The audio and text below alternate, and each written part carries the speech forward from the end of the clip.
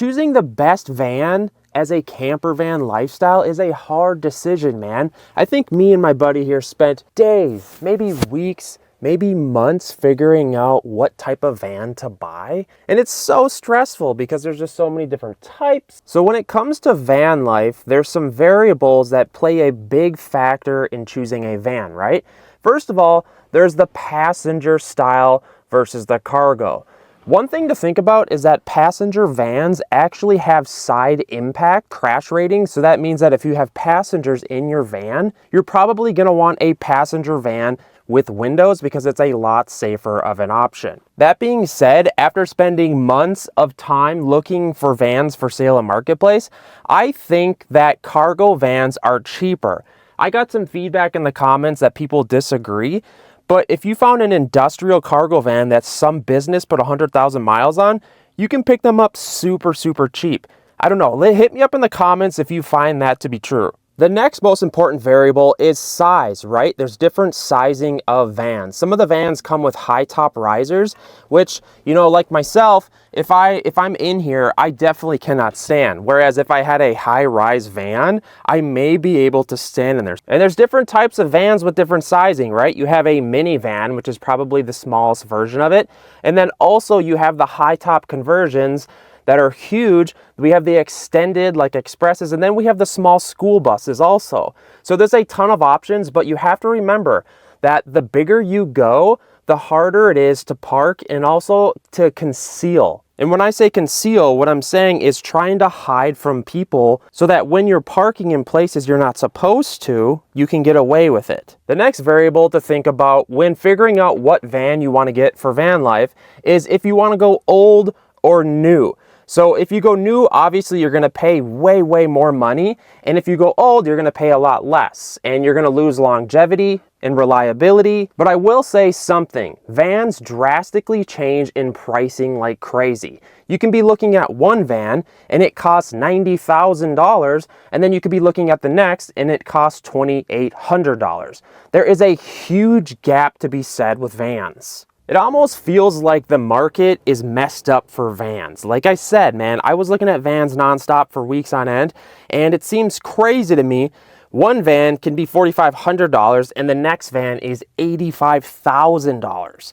So I think it makes, you know, for the buyer, it's extremely stressful because it's like, well, if I go something cheap, is it going to just be a super stupid decision with reliability? Am I going to get stranded? Am I going to have holes in the ceiling like this? Do you not want that? The next variable is what motor do you want to get? You know, a lot of these vans come with V8s, but do you want to get a large V8 or do you want to get a smaller V8? Because the larger V8s actually have more longevity and they last longer. You could even get a diesel. You're going to lose gas mileage. With the smaller V8s, they don't last as long and they get better gas mileage. So what I'm getting at is there's a lot of different things to think about when choosing the right van for you when living van life. Maybe you're going to be living in your van. Maybe it's just kind of like light traveling. Maybe it's just car camping, whatever. But today I want to share all the choices that I made because I spent probably 6 months thinking about this and looking at marketplace ads and analyzing and learning the entire van market. So this is my van that I just picked up. I've been working on it a little bit. If you want to follow this build, follow the channel, make sure to subscribe. I decided to go with the older route with buying a van. This is a 2003 and you can definitely tell. A lot of the gadgets and things are broken, faded, and we're going to be rebuilding a lot of this with time on the channel. It'll be a cool build. But I decided to go with used because the van prices were absolutely crazy.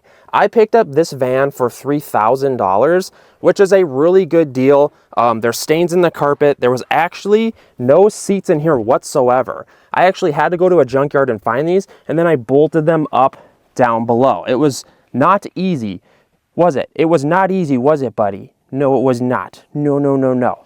The reason I went with a cheaper van is because the prices are literally insane right now. Just to buy a Sprinter or a newer Chevy Express, I was looking at over $20,000 for something with decent, like low miles.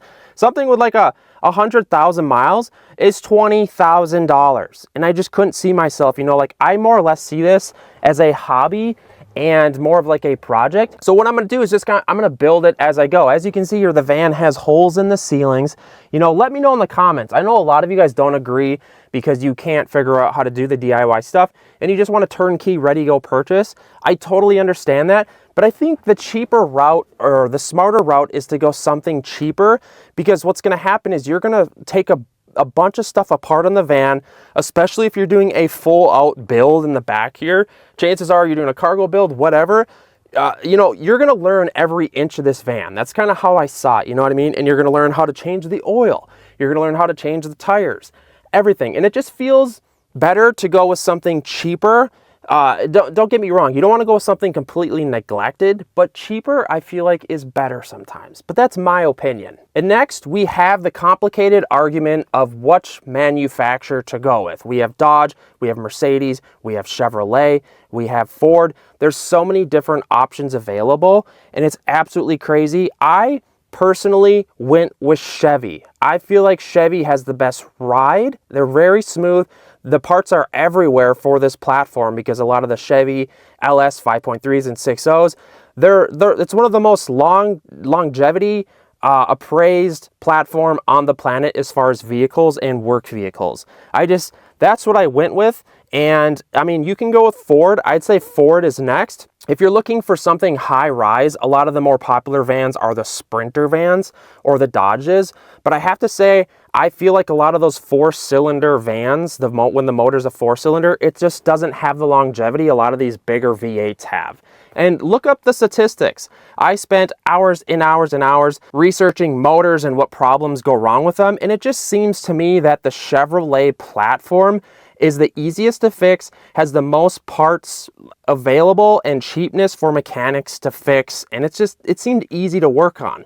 Ford is also good like this, but a lot of their V8s don't last as long as the Chevrolet V8s. The bad thing to buying the cheaper van is that they need tons of work. They're not turnkey ready to go. This van has tons of issues. This thing's literally like flopping out of here. The DVD player doesn't work. I got a check engine light. I had to go to the junkyard and buy these seats.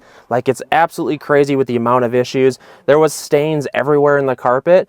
But the great thing is that I'm gonna learn everything about this van slowly but surely. You know what I mean? I already fixed the heater. I changed the wheels. I put the seats in here. I've been just troubleshooting problems.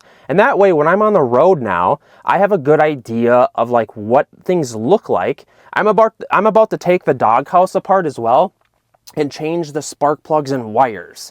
So like that seems like a huge task to me. I've been just like nervous to do it, but I think that's good to have the knowledge of how to fix certain things on these vans as you go. Because this is a hotel room on wheels when you think about it. Even though this van is a pile, a bucket, a lemon, whatever you want to call it, it's mine. I come out here, I hang out, I drive.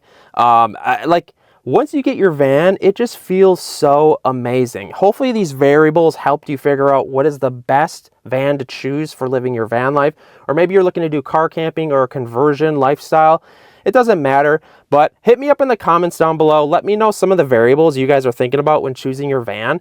I know it can be extremely stressful. Like, I was totally stressed out. My girlfriend's so sick of hearing about vans. She's ready to strangle me.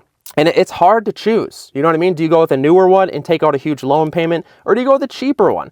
Such hard choices, and then choosing one as well is extremely tough. Dodge, Ford, Chevy, Sprinter, high-rise, non-high-rise, stealth, parking, heating. There's just so much to do, so make sure to subscribe to the channel, guys, and I'll see you guys in the next one.